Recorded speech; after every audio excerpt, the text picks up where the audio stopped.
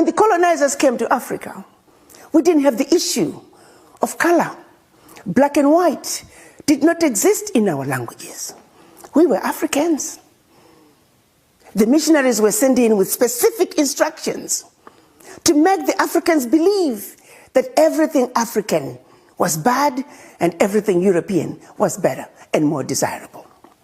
They put in motion a process of making us dislike that which was ours and go all out to embrace what the new invader was bringing to our beloved continent. I have to give it to them. They did a very good job at doing that. They hit us where it hurt the most, the mind. The missionaries taught us about white angels. The missionaries taught us about the devil who was black. The missionaries are white, like the angels. And that when we go to church, we must worship the white angels. And definitely want nothing to do with the black devil who looks like us. Subliminal messaging. Subliminal messaging.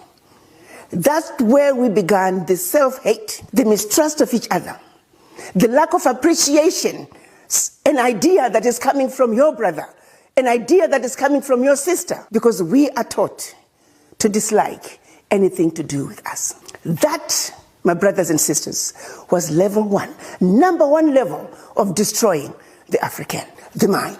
Then they followed it with colonization, a systematic way of saying, now that we have made the African believe that everything African was bad and everything European was better, let's take it to the next level. So it is that they met in Berlin and decided to chop up our country, our continent rather.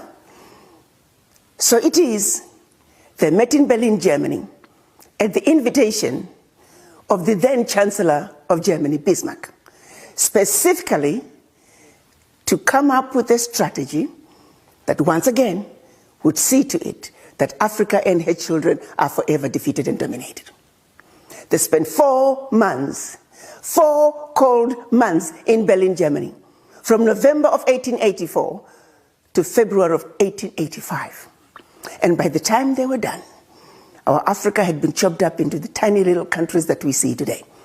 Countries that were intentionally divided in such a way that individually they will never survive. That individually they are easy to exploit. The whole purpose was to see to it that they can continue to exploit the rich natural resources that we were endowed with in our beloved continent.